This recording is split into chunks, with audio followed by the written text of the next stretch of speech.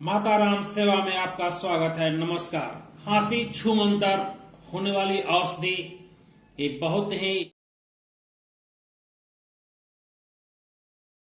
छुटकारा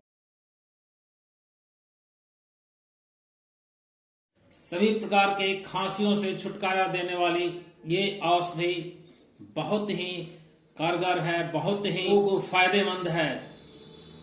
तो किन किन खांसियों में इसका प्रयोग करें? निमोनिया, कुकर खांसी, टीबी की खांसी, टॉन्सिलाइटिस, अन्य प्रकार के खांसियों,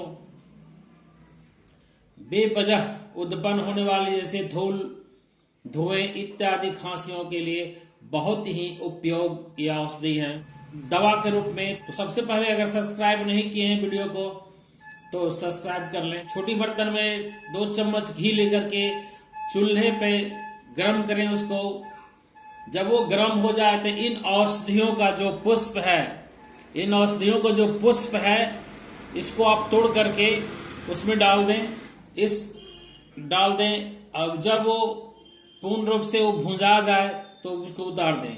अब इस औषधि के नाम बताएंगे कि अकमन का पेड़ का फूल है। अकमन जो देखते हैं, अकमन उसका पुष्प है। अकमन का पेड़ का जो पुष्प है, फूल, औषधि, यही औषधि है जो खांसी के लिए बहुत ही महत्वपूर्ण है। आपके घर के इर्द गिर्द में मिल जाएगा, अगल बगल में मिल जाएगा। तो इसको आप अधिक से अधिक मात्रा में सेवन करें और अधिक लोगों को इसको सेवन करने के लिए बताएं। यही औषधि बहुत ही खांसी के लिए बहुत ही फायदेमंद औषधि है। पात्र में घी ले लेंगे और उससे कढ़ाई में चढ़ा देंगे और कढ़ाई में चढ़ने के बाद जब वो गर्म हो जाए तो इसके जो फूल के जो टहनी है, फूल जो पुष्प है, इसको तोड़ करके हम उसमें डालेंगे।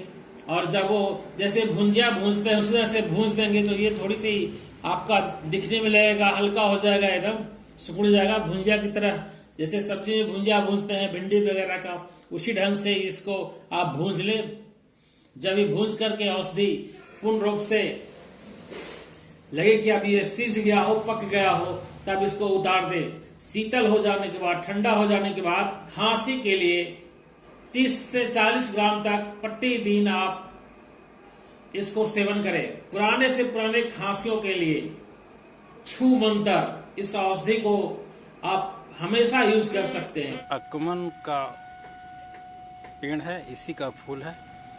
अकमन का फूल का ये जो पुष्प है, औषधि के रूप में अपनी समस्या दूर करने के लिए हम इसको प्रयोग करेंगे। वीडियो अच्छा लगे तो आप इसको लाइक, कमेंट जरूर करें। इससे अनेक प्रकार के खांसी में फायदा आपको मिलेंगे।